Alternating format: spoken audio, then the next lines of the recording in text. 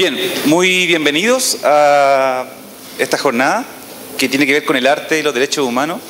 Estamos muy agradecidos de que estén acá en la Escuela de Salud Pública, particularmente en este auditorio Hernán Romero, donde se hace bastante docencia y hoy es un momento para reflexionar y también para enriquecer lo que se hace desde la universidad pública.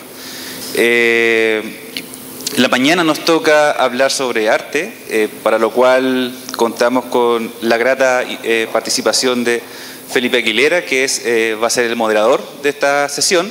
Él es del Centro de Memoria Londres 38 y que va a pasar o a invitar a nuestros expositores en una suerte de conversatorio.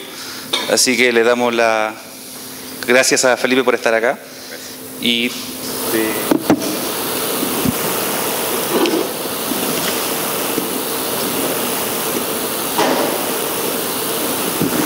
esta es una suerte de living de casa, así que siéntase como en su casa y puedan intervenir cuando lo estimen conveniente. ¿Se escucha bien? Bueno, el living no sé de quién es, voy a tratar de ser de mi casa por lo menos y no sé si es cómodo con la presentación.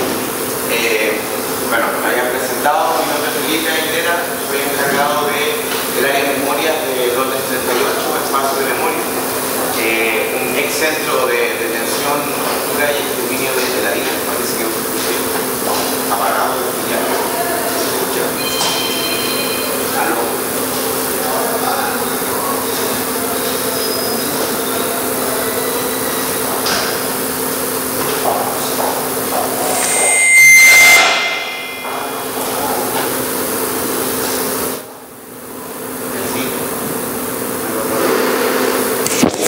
Aló. Ahora sí que sí. Ya. Ahora me escucho. Sí, déjame bajarlo un poquito porque hay un poco de... Ahí sí. Bueno, ahora con el micrófono. Gracias por la invitación. Que soy Felipe Aguilera, encargado del área Memorias de Londres 38, Espacio Memorias, que como les comentaba es un ex centro de detención clandestino de la DINA en pleno centro de Santiago. Para nosotros es muy importante estar acá, no solo como invitados, sino que también como partícipes de esta conversación que ahora se va a desarrollar con los demás participantes de este panel.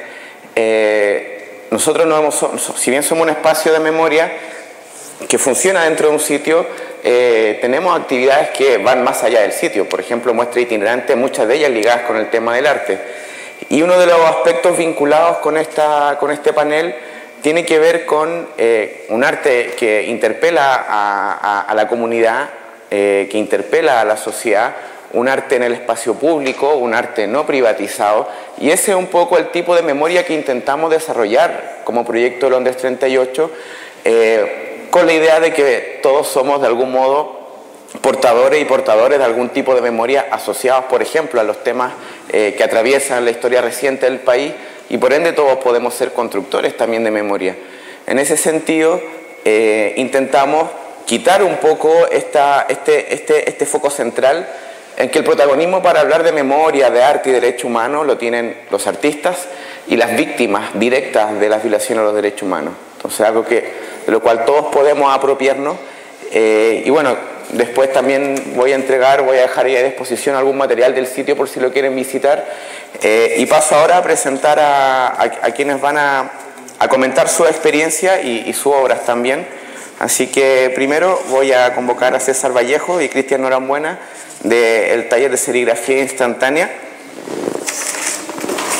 César Vallejo es diseñador en comunicación visual de la Universidad Técnica Metropolitana, forma parte del taller de serigrafía instantánea junto con Cristian Norambuena, que también forma parte del taller de serigrafía y que él es sociólogo.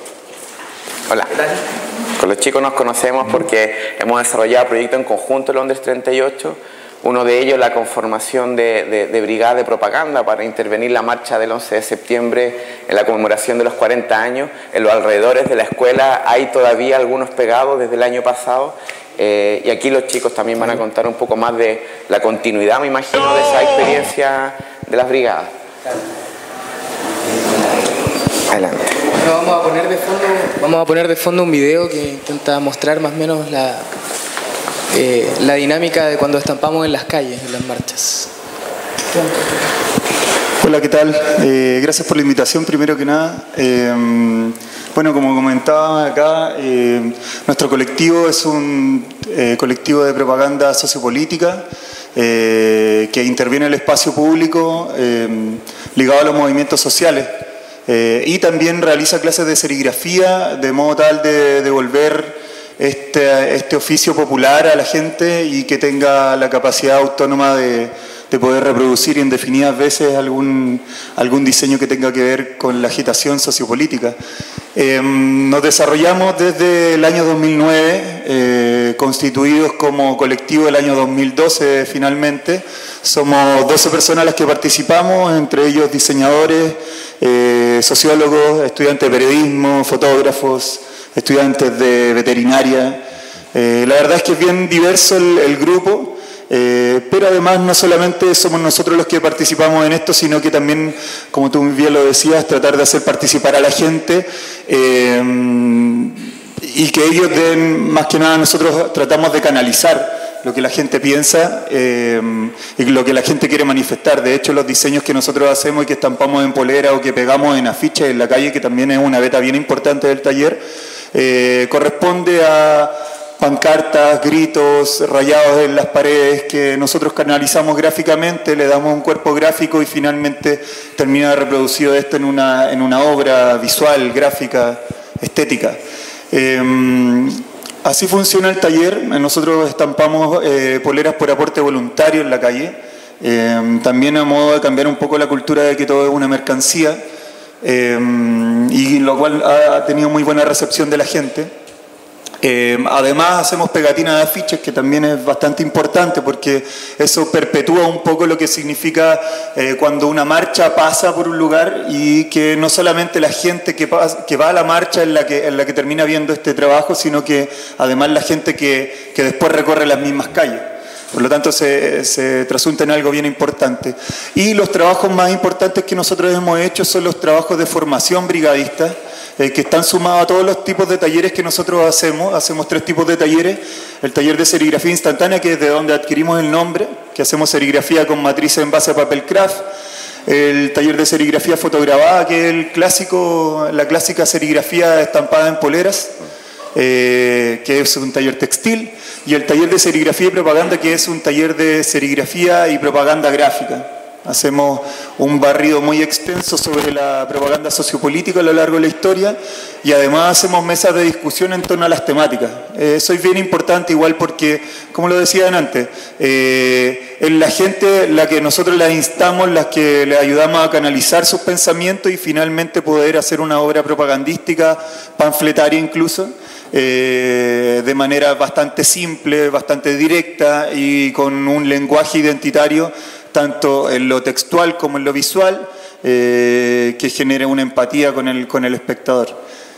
Mi compañero acá les va a pasar a nombrar, a mostrar el proyecto que hicimos precisamente con Londres 38 el año pasado, en lo cual hicimos una formación de brigada de propaganda bastante importante y que, bueno, fue lo que hizo posicionarse aún más al proyecto y que nos vinculó con muchas organizaciones sociales. ¿Podrías poner el video? Bueno, de fondo va a haber un video con las imágenes de lo que fue ese proyecto. Como contaba Felipe, este fue justamente una iniciativa de trabajo colectivo entre la gente de Londres 38 y nosotros como Serigrafía Instantánea, que comenzó por allá a mediados de abril del 2013, en el marco justamente de la conmemoración de los 40 años del golpe de Estado cívico-militar, y se le denominó 40 años de lucha y resistencias, también como un intento por dar una reflexión sobre lo que había ocurrido en estos 40 años, más allá de conmemorar simplemente el hito del día del golpe.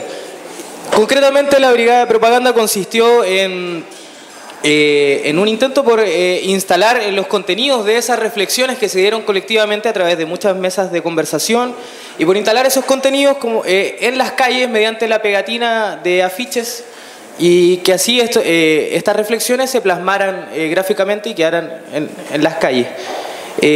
Consistió en 3 talleres de serigrafía y propaganda, que un trabajo que tomó casi 40 días, más de un mes, donde se dividió en 3 talleres donde participaban más de 20 organizaciones en cada una de ellas. En total fueron casi 60 organizaciones sociales, entre las cuales había organizaciones culturales, políticas, artísticas, colectivos universitarios, participó gente de esta facultad también.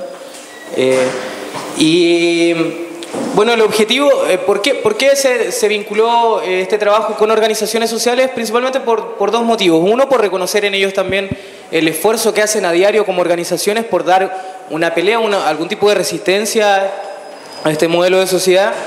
Y también porque son las organizaciones justamente quienes son capaces de replicar el conocimiento de la serigrafía y utilizar la propaganda gráfica en sus propios espacios. Cada organización entonces tenía la tarea de concretar gráficamente su trabajo, sus propias demandas y de este modo concretar un cartel. ¿Cómo se concretaba gráficamente este trabajo? Mediante discusión colectiva entre todos los participantes de los talleres. Por lo tanto, siempre intentando hacer un énfasis en la posibilidad de construir entre todas las organizaciones, por diversas que fuesen en su conformación, construir entre todos un objetivo común. Finalmente, quedamos muy contentos, tanto Londres como nosotros, porque el resultado fueron casi 5.000 carteles que logramos pegar en la marcha. También fue una expresión colectiva, como les decía, muy diversa, de organizaciones de distinto tipo, algunas incluso divergentes entre sí, pero logramos en torno al objetivo común de resistir a este modelo que fue impuesto hace ya más de 40 años, logramos aunarnos en torno a este objetivo y los resultados fueron bastante satisfactorios. Como les decía, fueron casi 5.000 carteles. Y también fue un esfuerzo por nutrir a la marcha del 11 de septiembre, que es una marcha que tiene bastantes componentes rituales, no sé si ustedes han participado, pero es una marcha ya que es un clásico dentro de todas las actividades que anualmente se conmemoran políticamente. Y la Brigada de Propaganda vino también como a nutrir con nuevos contenidos a esa marcha, a esa misma marcha, porque se plasmaron demandas que son muy diversas y que no siempre están visibilizadas incluso en estos mismos espacios. Bueno, me parece que también la Brigada de Propaganda fue un espacio de construcción colectiva que trasciende en el tiempo, no tanto en sí por el cartel en sí mismo, sino que fue una posibilidad para conocernos, reconocernos desde cada una de las trincheras en que cada organización trabaja, y que también nos permite dar una perspectiva de construcción a futuro para levantar un trabajo colectivo transversal en torno a los objetivos que tenemos todos como organizaciones y principalmente en lo que coincidimos. En ese mismo sentido, el trabajo de pegatina de carteles que nosotros ya veníamos realizando, pero que en ocasión del 11 de septiembre se amplió mucho más, bueno, lo hemos seguido realizando en distintos contextos, en marchas, por ejemplo, la conmemoración del Día de la Mujer, dándole una connotación política de lucha y resistencia también. Y también ese trabajo se pudo llevar a México, a un viaje que realizamos como colectivo hace poco tiempo y del cual les va a contar más César. Hay dos. Voy a poner el otro video, un pequeño video de recopilatorio de... ¿Estos videos? Sí. Estos videos están en internet por si acá se interesan en buscar más. ¿Dónde? En la página de Londres 38. Tal cual. Y en la de serigrafía instantánea también. Bueno, aquí lo que estamos viendo es, bueno, un contexto lamentablemente histórico y que nos tocó estar. La verdad es que para nosotros fue bastante emocionante poder vincularnos a este tipo de manifestación social. Tiene que ver básicamente con el desaparecimiento de los 43 estudiantes normalistas de Ayotzinapa. No sé, a veces siento que puede que haya sido justo, ni siquiera lo veo como una mera coincidencia. Creo que es una búsqueda que hemos realizado desde hace mucho tiempo de poder vincularnos a este tipo de eventos tan grandes, tan magnos. Esta marcha que estamos viendo acá, si no me equivoco, juntó alrededor de 1 millón de personas. Partió a las 6 de la tarde y a la 1 de la mañana no dejaba de llegar gente al Zócalo, que es la plaza principal de México, de la Ciudad de México. Bueno, ¿cómo logramos hacer esto que estamos viendo acá atrás? ¿Cómo logramos participar de esta marcha, que fue la del 22 de octubre? hicimos un taller de propaganda también, bajo la misma lógica que explicaba mi compañero acá, pero lo hicimos convocado obviamente a gente común y corriente en México, de la Ciudad de México, y lo interesante fue que logramos visibilizar muchas temáticas que, bueno, que primero que nada coinciden con la realidad latinoamericana y que también tienen que ver con el tema de derechos humanos, principalmente en México, que sinceramente está, y lo voy a decir con todas sus palabras, está la cagada en términos de derechos humanos. Y la gente, bueno, tiene muchas expresiones. Por ejemplo, las temáticas que se vincularon allá, el tema de la extorsión, cómo la gente se extorsiona entre ellos mismos para obtener dinero, el tema de la valorización de la vida.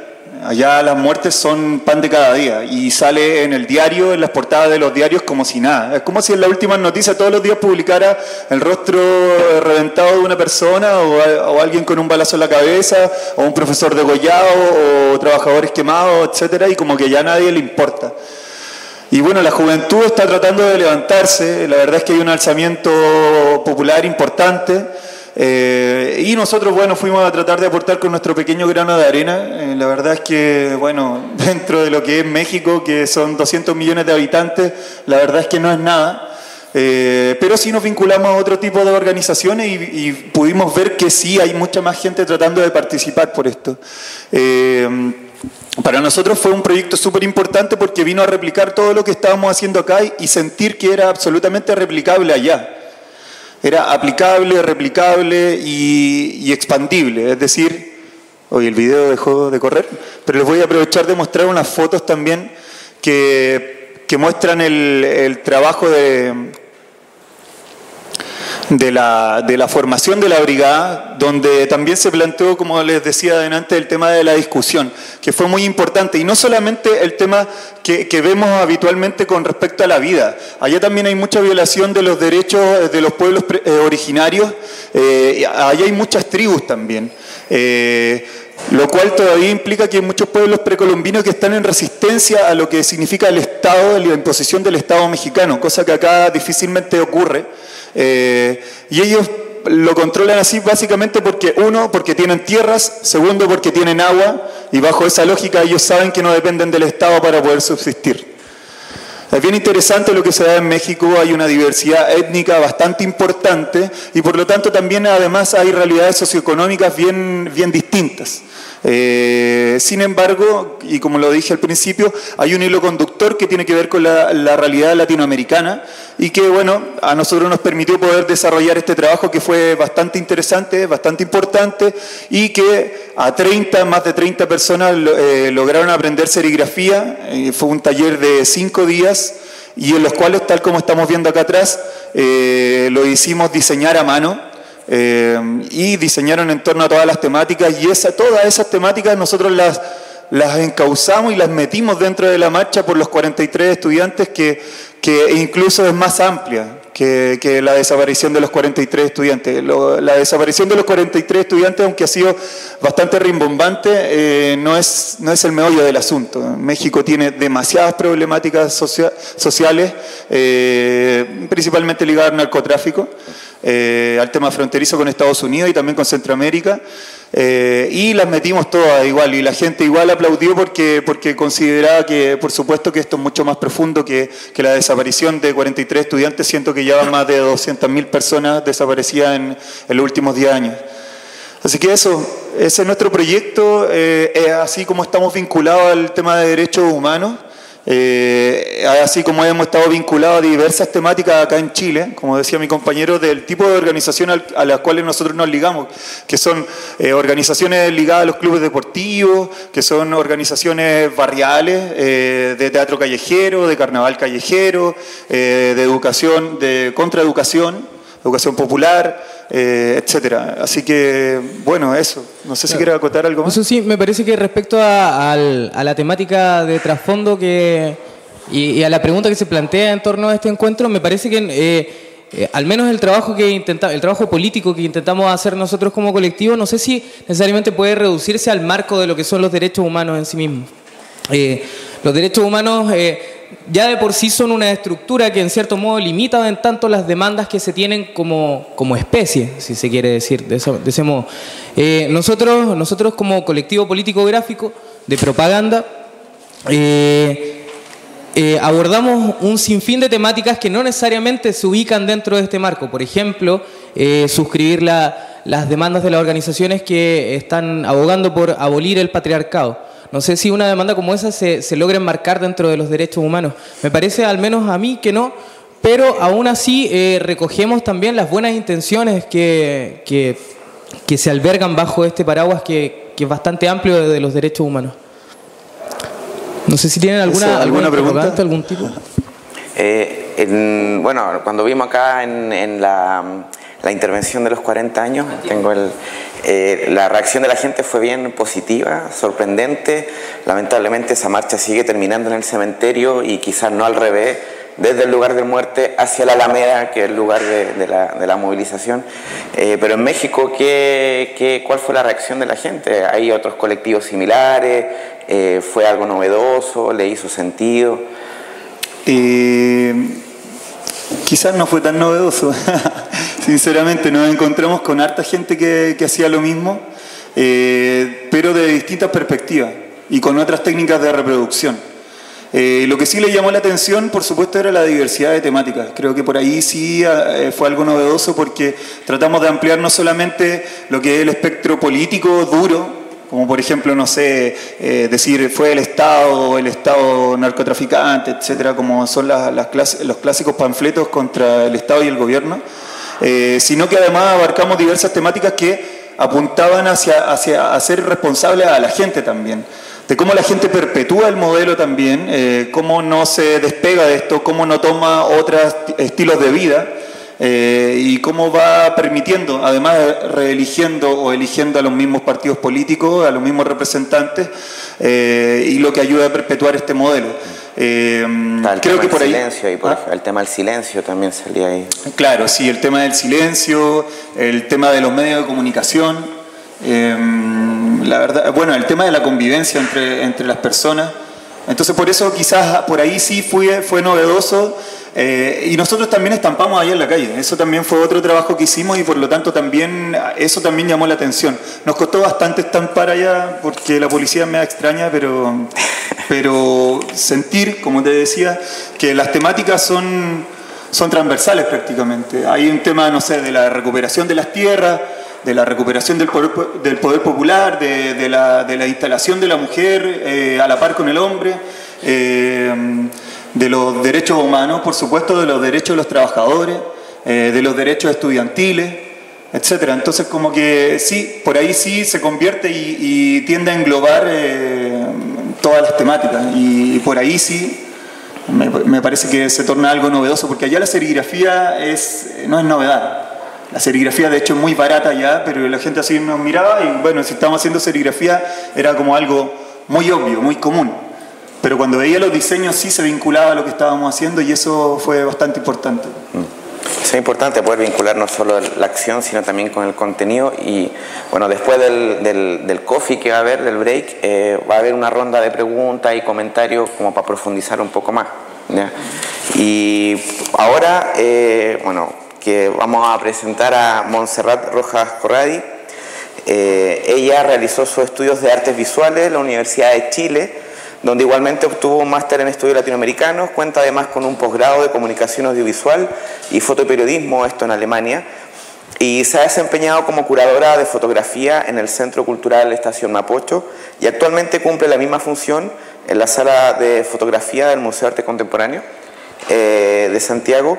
Entre sus publicaciones se pueden contar Visible, Invisible, tres fotógrafas durante la dictadura, y ella nos va a comentar, nos va a exponer sobre la exposición Un exilio sin retorno de Rodrigo Rojas de Negri, que está instalada donde comenzamos la jornada, entiendo, en el hall.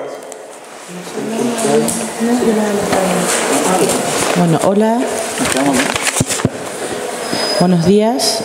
Antes que nada quería agradecer la invitación de la Facultad, de la Escuela de Salud Pública Salvador Allende, Bueno, yo soy curadora de fotografía e investigadora de fotografía chilena y tratando de moverme un poco más en el latinoamericano o Sudamérica. Y una de mis líneas de investigación más importantes son temas de los derechos humanos. Soy hija exiliada, entonces es un tema primordial para mí siempre abordar lo que pasó durante la dictadura. Y he trabajado 3 temas de derechos humanos y relaciones y fotografía, y el primero fue 3 fotógrafos durante la dictadura.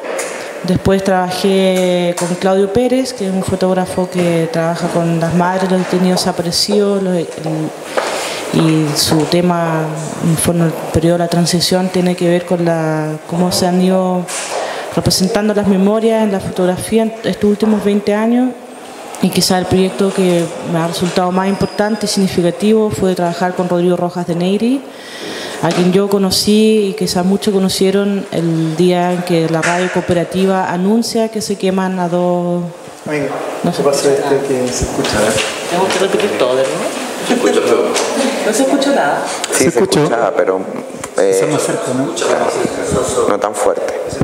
Está bien, pero más... Sí. ¿Ahí? Sí. Bueno, estaba comentando que yo conocí a Rodrigo Rojas de Neyri el día en que escucho en la radio cooperativa que se queman a 2 jóvenes en una protesta, y eso me quedó marcado. Yo había tenido 11 años, 12, no sé, no me acuerdo. Y me acuerdo perfecto el día que eso ocurrió. Pasan muchos años, ¿no? Y en el Consejo Nacional de la Cultura, el área de fotografía crea el premio Rodrigo Rojas de Neyri. Entonces todos los años había un premio para el fotógrafo joven, y un día dije, bueno, pero ¿dónde está la fotografía de Rodrigo Rojas de Neyri? Entonces me contacto con la mamá de Rodrigo Rojas de Neyri, como un poco tímida, porque dije, bueno, el archivo está en Estados Unidos, no sabemos si va a querer prestarnos el archivo para poder mostrar el trabajo que él hizo, porque obviamente se sabe que todo el tema, que era como lo único que ella tenía todavía de su hijo. Y cuando le escribo el mail, ella me contesta de inmediato y me dice: hace 27 años que estoy esperando que alguien me pregunte sobre esto. Entonces accedió de inmediato a que nosotros trabajáramos el archivo, que hoy en día está en comodato en el Museo de Arte Contemporáneo y una parte en el Museo de la Memoria. Por lo tanto, hicimos un proyecto, un crowdfunding con Ideame, porque obviamente estábamos en el gobierno de Piñera, que no era tan de derecha tampoco, en realidad eso uno lo piensa, pero obviamente nadie me iba a apoyar con pasarme plata para Rodrigo Rojas de Neyri, siendo que igual era un símbolo, que hasta el día de hoy sigue siendo un símbolo, para mí por lo menos, del término de la dictadura en el 86, cuando él muere. Entonces, en realidad, tanto la derecha como la izquierda deberían asignar lo que él es, o sea, que es un símbolo importante en los derechos humanos, que en realidad no creo que va mucho más allá de la dictadura, para mi gusto, lo que pasó con él, con Carmen Gloria Quintana. Bueno, logramos traer a la mamá de Rodrigo Rojas de Neyri, a Verónica de Neyri, y logramos traer todo el archivo, que yo creo que todavía hay más fotos, y lo trabajamos durante un año con un grupo de jóvenes investigadores que yo invité también, porque me parecía que era importante no solamente tener la visión mía en esta investigación, sino también que otra gente que de alguna u otra manera estaba relacionada con él y que lo habían conocido en otras épocas, porque eso es lo interesante que nos dimos cuenta con los Rodrigo Rojas de Neyri, que él representa o existe en varias generaciones, o sea, las generaciones de mis papás, la mía y la gente más joven que quizás lo conoció con el movimiento de los pingüinos en el 2006, por ejemplo. Aparece el 2006, aparece en el 2009, y en el 2011, perdón, y aparece el año pasado con esta exposición que fue súper visitada por la gente, y además que fue una cosa muy interesante porque se generaron nuevas audiencias en el museo, porque el Museo de Arte Contemporáneo tiene un público bastante específico que le interesan ciertos tipos de obra, y no hacemos exposiciones necesariamente masivas en el Museo de Arte Contemporáneo, sino más bien tenemos, por ejemplo, el día Marcel Duchamp, que es mucho más, que podría ser, no sé, antes tuvo Joseph Beuys, y hoy día, si a alguien le interesa, podría ir al grupo Etcétera, que son súper políticos y que trabajan con temas de serigrafía también, de hecho.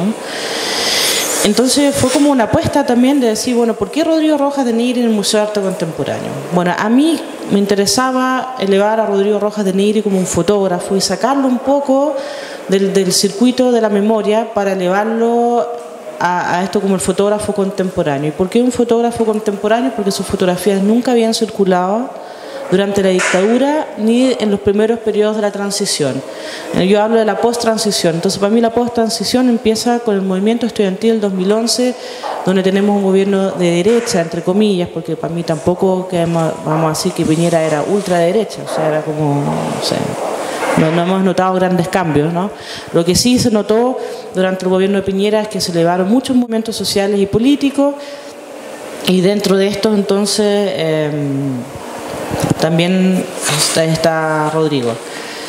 Por lo tanto, como no surge en este periodo Rodrigo Rojas de Neyri, y sí sale como esta post-transición, se acaba Piñera, y también, en cierto modo, se han acabado un poco los movimientos sociales, ¿cierto?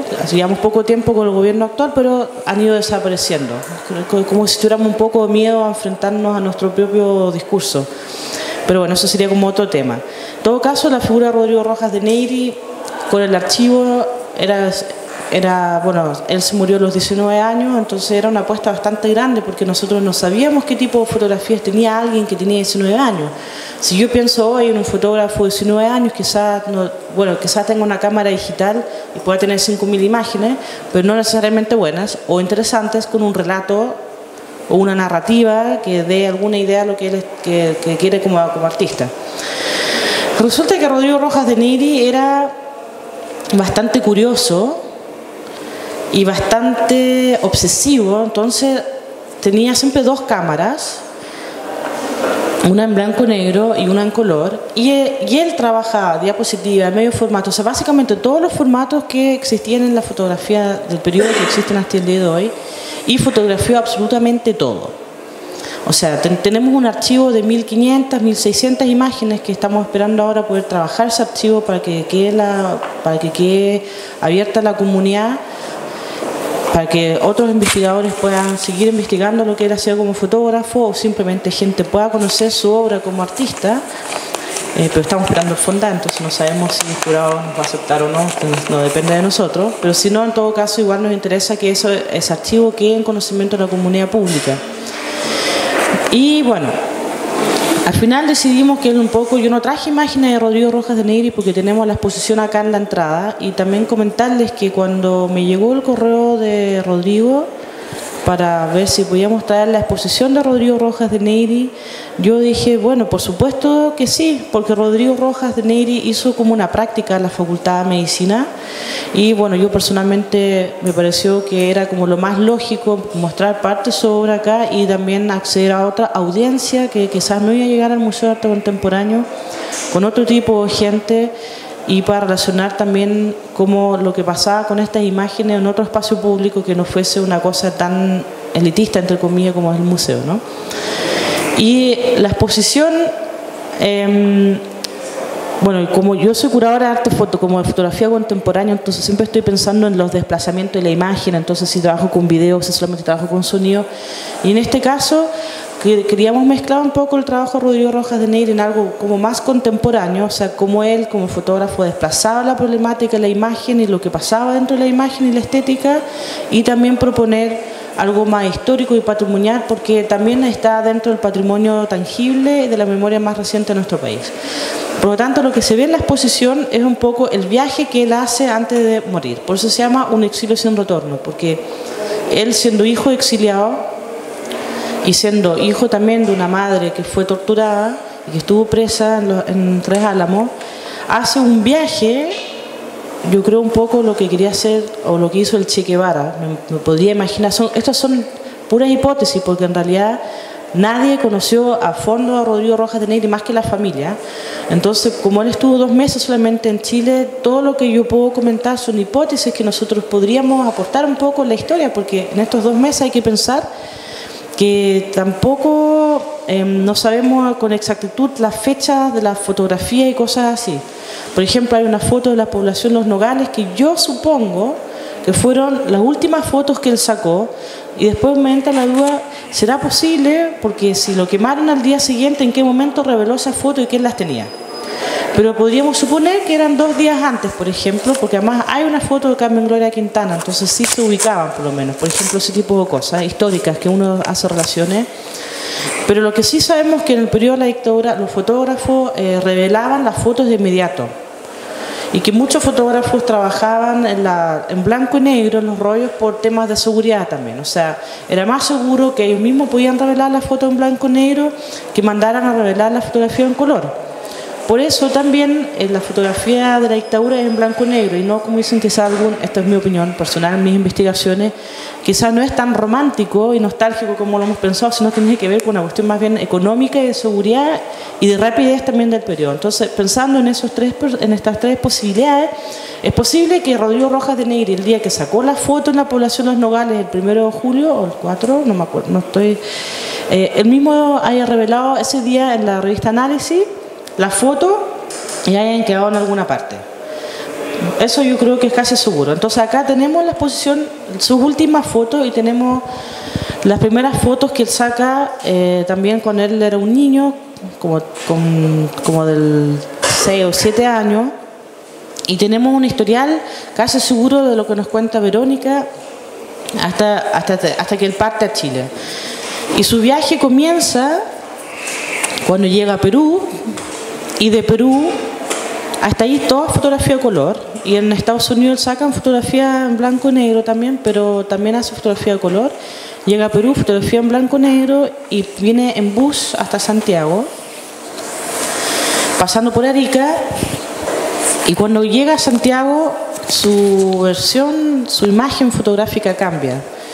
Su fotografía es mucho más documental, es mucho más política, aunque igual en Estados Unidos él fotografiaba las marchas de los latinoamericanos o sobre Vietnam o todas las problemáticas que en ese momento pasaban en las calles en Estados Unidos, porque bueno, sabemos que Estados Unidos nunca ha tenido una guerra al interior, las guerras siempre han sido externas, por lo tanto todo es externo también, en cierto sentido, cuando la gente marcha en Estados Unidos, al menos que tengan un problema puntual sobre lo que está pasando hoy día con el racismo, por ejemplo, ¿no? Que es otro tema. Pero en ese periodo las marchas eran como las marchas de lo que pasaba en los otros países, pero no necesariamente en Estados Unidos. Entonces de eso tenemos fotos, y después tenemos algunas fotografías de Perú, por ejemplo, algunas de Canadá, y se sabe que él viaja a Chile porque quería conocer qué es lo que pasaba acá. Estaba en una edad en que también a los 19 años era más o menos lógico pensar que si yo soy hijo exiliado quiero volver a Chile para saber qué es lo que pasa. Pero su fotografía en Chile cambia radicalmente a una cuestión mucho más periodística, mucho más social, mucho más política. Y si se ve un poco en el recorrido, cuando empezamos a ver las fotos que él tiene, hasta el final, que tenemos las típicas fotos que podríamos decir que son las fotografías sobre la dictadura. Si que alguien conoce a algún fotógrafo de la dictadura, como la que era Lorenzini, Claudio Pérez, o el grupo LAFI, por ejemplo, que se ha determinado que es como el grupo que generaba la mayor cantidad de fotografía en el periodo en la calle. Eso sí, porque se sabe que hay muchos más fotógrafos que trabajaban cosas artísticas, o artistas en general que trabajaban temas en relación a la dictadura durante los 80. Bueno, Rodrigo llega y lo interesante que él aporta, que fue para mi gusto como uno de los grandes descubrimientos con su archivo, fue que él saca fotografía a color durante la dictadura. Porque era estadounidense, ¿no? O sea, chileno exiliado en Estados Unidos, y él llega y le saca la foto al funeral de Ronald Wood, que también la tenemos acá en la entrada, y muchos dicen que eso fue como el anticipo de su muerte, porque él muere después una semana, un mes después. Y esa foto me pareció que era como un aporte a la historia de la fotografía chilena, porque de todo lo que yo he investigado de verdad con fotógrafos, casi todos sacan fotografía en blanco y negro. O sea, Karen Lorenzini, la Helen Hughes, Claudio Pérez, ¿no? Que tuvimos una exposición este año, Claudio Pérez en el GAM, de todo el trabajo que él hizo, casi toda la fotografía en blanco y negro, y la fotografía en color aparece en el primer periodo de la transición, o sea, en los 90, 92 en adelante.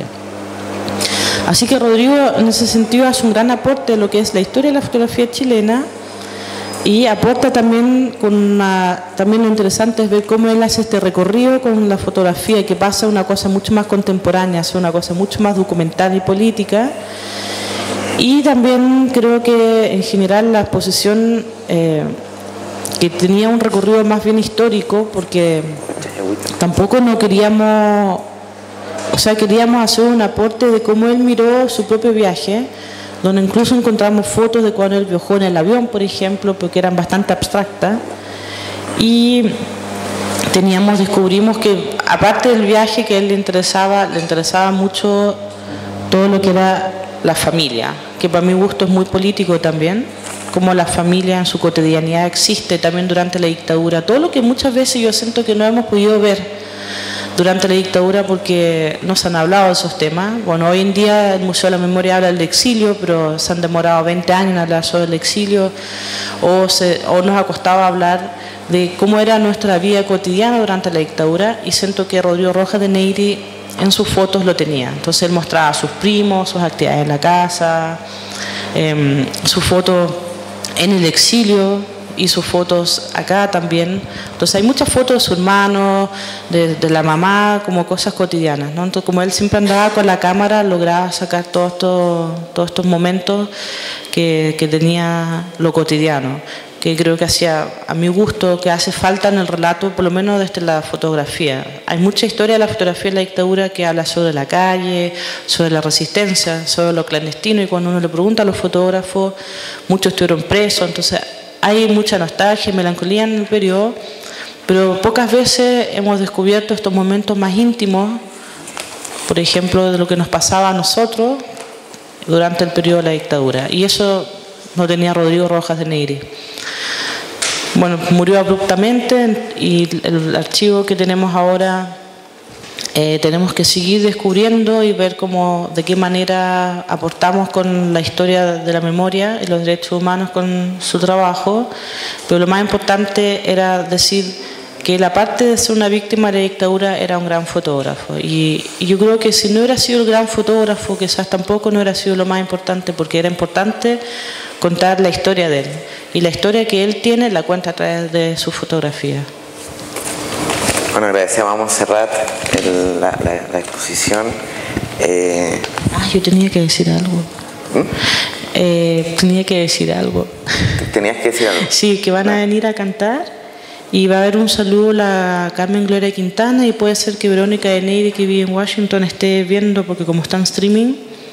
Y nosotros vamos a hacer como vamos a hacerle un regalo a la Facultad de Medicina, porque también nos interesa que la fotografía quede en colecciones en otras partes, no solamente en los museos.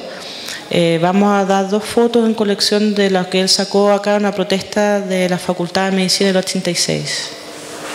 Y teníamos que entregarla.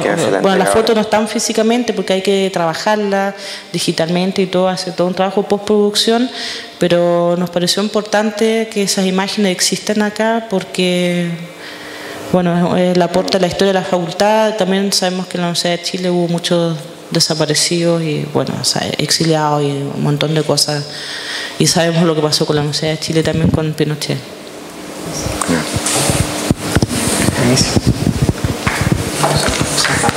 Agradecemos a Montserrat.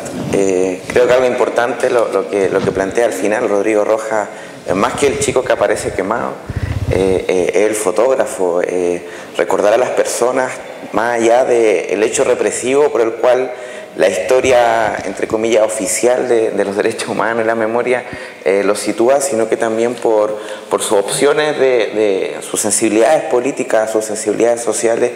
Y en ese sentido, claro, Rodrigo Rojas era un excelente fotógrafo, pero el contenido también, la sensibilidad de su fotografía tiene una dimensión social y política que es importante considerar más allá del hecho de su muerte. Entiendo que ahora hay un interludio musical, no sé si va. Sí. Primero agradecer la presentación, la ponencia estuvo muy interesante. Sí, viene el corte musical, pero estamos listos, digamos, con el café. Va el café primero entonces. Que son 15 minutos, digamos, para que hagamos un break, y a la vuelta entonces hacemos el intermedio musical y hacemos también la entrega de la fotografía oficial que nosotros hemos, digamos, diseñado también, el poder hacer esta muestra inédita hacia la comunidad de la escuela y a la comunidad también externa. Así que agradecemos la presentación.